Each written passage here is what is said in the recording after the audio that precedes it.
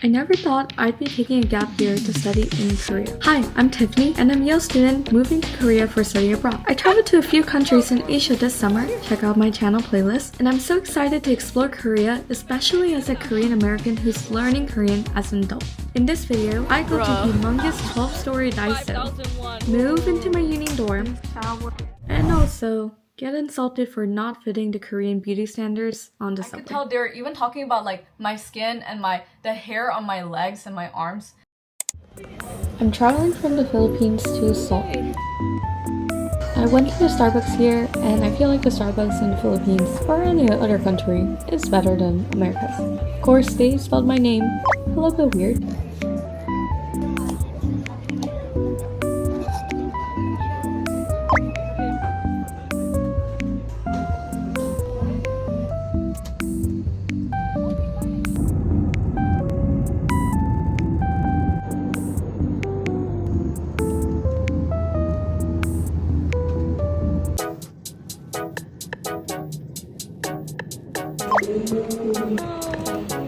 My phone died, but luckily able to find.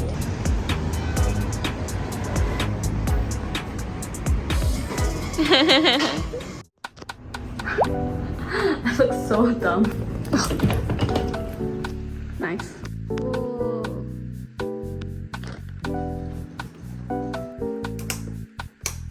Okay guys, this is my room. The previous resident definitely left some things. I hope I'm not going to be blamed for that later. The size is not bad. I was very lucky to get a single.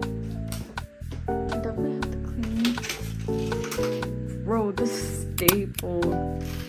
Oh, it comes with mirror inside. And then drawers.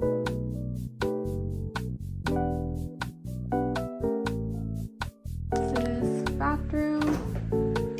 I don't know what I'm looking at. Shower. Toilet. People can study here. We can put maybe shoes here and like extra luggage and stuff.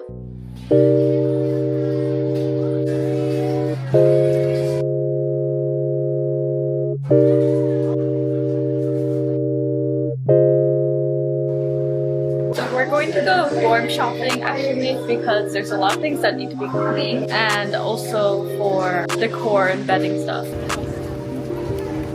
Bruh, that's so big. Got it? Yeah, I got it. Peek. Yes. I need macaron erasers. Look at this pencil case. Wait, I think I'm gonna get this one. It's only 2,000. Wait, that's really good. Yeah. More than that. $15 on Amazon at least. For $1 you can make your own keychain. Look at this for luggage. And look, 5,001 flat eye. Yeah, this is a free pouch they give you at the Myeongdong Shopping. Never known. Also, they give you a lot of samples, and then they also give you a mini size product. Guys, so basically we got everything for less than $40. If we bought this on Amazon or like in America in general, even if we look for the cheapest prices, solid $80. Yeah, minimum. To be honest.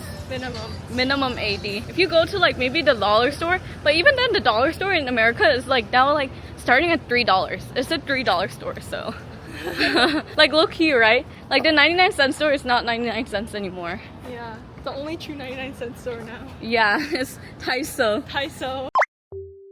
I'm very satisfied with my room actually. Like even though I definitely have to clean it a lot, but I knew it would be so hard to get a single, and I knew the only singles available are basically in the older dorm, so I'm not complaining at all. There's a lot of storage space, like these are closets just for me as well, and it's my first time being in a single dorm. So even at Yale I've always been in a double, and then in my junior year I lived in an apartment. I'm gonna clean, and while I clean I'm gonna like tell you guys what happened on the subway, because low-key I'm still a little bit like, I feel very iffy about it. Yeah, I'm let's get to that right now. For that, I want to show you what I got from Daiso. Literally got everything for less than $22. Pillow. I still have to buy the pillowcase though and the sheets. So we're not sleeping here tonight, just letting you know. Then we bought this magic eraser to clean. We bought this charger piece, like $1.5, 2001. $1 equals 1,400 ones. A soap holder, crock cleaner, paper towels. Okay, this really struck me. Less than $1. Lavender room diffuser. Okay, I love lavender. I love lavender in the room because it's like legitimately the best thing ever. Lavender is the scent that like really calms you down, really relaxes you. And in this room, I would like to be relaxed. For everyone who's going to Korea, just go to Daiso and you can buy a universal travel adapter. This was 5,001, so I think that's like $4. It's perfect. Scissors, makeup brush. This one, I got it specifically because it's an angle, so I want to create like here and here under my eye. That's like very popular. And then I got a charger bank because I have a cord, but I don't have a bank. So this one was $4, and then this one was also $4. These are shower shoes. I didn't buy room slippers because I'm not sure whether or not I want them yet. And if I do, I want really cute ones. I don't want to buy so much that I just like waste everything. I don't know. No, don't go backwards. Okay, I'm probably gonna overlay this with B-rolls of me cleaning, but this is basically what happened. So me and my friend went shopping in Myeongdong, but she has to go study for her Korean test tomorrow since she's doing her study abroad right now. I was like, okay, then I'm gonna go to my dorm and drop things off and clean my dorm, and then I'll come back and we can eat dinner together maybe, but not sure because maybe I'll get back too late. So she was fine with like eating by herself and I'll eat by myself here. But basically, yeah, I took the subway alone, which was not difficult at all, to be honest. But what was difficult was that I was sitting down and I felt like completely normal, you know, just a normal subway ride. And then the two people in front of me were a mom and her daughter. And I didn't realize, but I could tell, like I had this like instinctual fear that they were talking badly about me. And at first I was like, maybe I'm just paranoid. Like genuinely, I just thought like, maybe I'm just paranoid. And then I could see like from like my peripheral vision, because I was on my phone because I was looking at the maps, but I could see from my peripheral vision that they were whispering like this. And why would you go like this if you're not talking about something that you want to hide, right? But I'm like, but maybe they're talking about something that's secretive to them, but not necessarily about me, right? But I could feel them staring at me, okay? And I would look up occasionally, and I could kind of, when I look up, because like there's like a subway sign that tells you which stop you're at. So when I would look in that direction, as I was looking up, I would look at them for a second, and I could see them literally directly looking at me going like this. Yeah. At some point, like, they kept whispering, and I could, at first, I was like, okay, maybe they're not talking badly about me. Maybe they're just talking. Like, they could be talking something neutral to positive about me.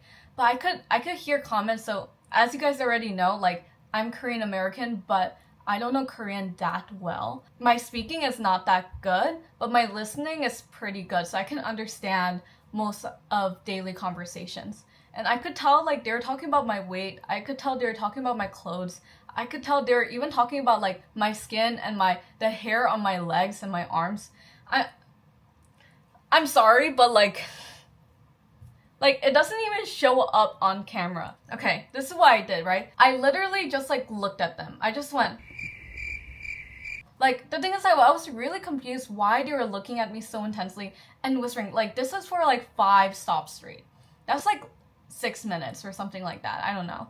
But they were looking at me so intensely and whispering about me in front of my face. It's a quiet subway. No one else is talking. Only they are talking, so I can hear them. And so, like, I just looked up at them and I just looked confused and I just looked at them and, like, for about 5 seconds. And, like, the daughter looked away because I think she realized, like, I could perceive her. But, like, the mom did not look away. Like, she kept whispering about me going like this. Like, the thing is, like, if they were whispering and looking at each other, I wouldn't definitely know that they were talking about me. But because they were straight on looking at me, both of them, not just one, but both of them were looking at me. And the moment I looked away to look at the subway stop to see if I'm getting off at this stop, the daughter immediately looked at me again, and then she was whispered like, "Oh my goodness, I think she saw us," or something like that.